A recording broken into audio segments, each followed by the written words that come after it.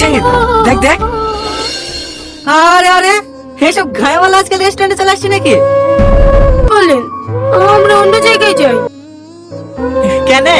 ভালো তো রেস্টুরেন্টটা, বসো।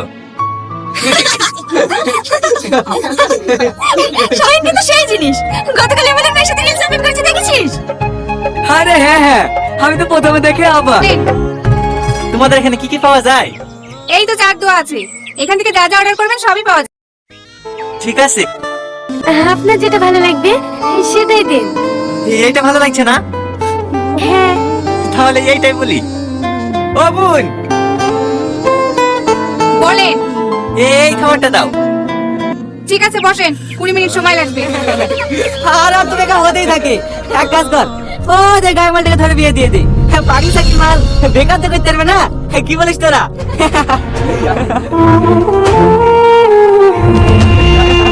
হ্যাঁ দিয়ে দে দিয়ে দে।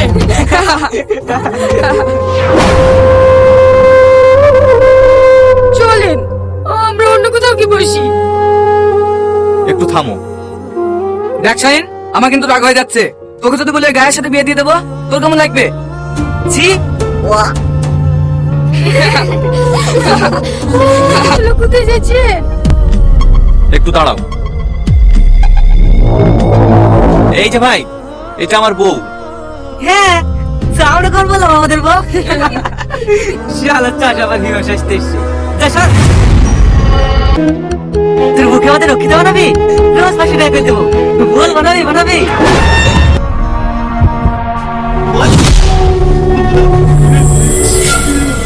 কি হলো বল? বড় ভাই, কাম ডাউন, আমাদের মিস্টেক হয়ে গেছে। যে মেয়ে হয়ে আরেকটা মেয়ে স্বর্ণ করতে পারে না, সে কখনো মেয়ে হতে পারে না। কি হলো, তুই চুপ কেনে? বল। কুল ব্রো, আমরা জাস্ট মজা করছিলাম। এই, ওর নিচে কেউ জানি করার চেষ্টা করবি নি। হ্যাঁ, কি যেন বলছিলে? মজা। আমরা চাষা, আমাদের গেলে সবাই মজা করে।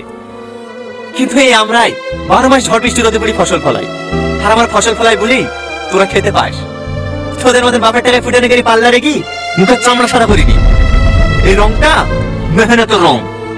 আর পোশাকের কথা বলছি, তোদের মতন হাঁটুর উপরে প্যান্ট আর পেট বের করা জামা কাপড় আমরাই পছন্দ করিনি।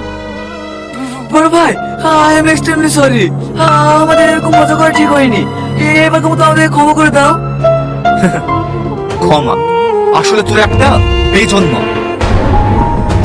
আমি জানি তোরা সব বড় লোকের ছেলে মেয়ে। তোদের কারো বাপ পুলিশ অফিসার, কারো বাপ বড় নেতা, আবার কারো বাপ জজ ব্যারিস্টার। তোরা যদি আমাকে পরে ফাঁসি ধরে ঝুলিয়ে দিস না, তখন আমি এই কথাটাই বলবো, তোরা এক একটা বেজন্ম। কি করবো বল, পুরুষের কথা তো। দাদা, ছোট বোন হিসেবে আমাদেরকে ক্ষমা করে দেন, আমাদের ভুল হয়ে গেছে।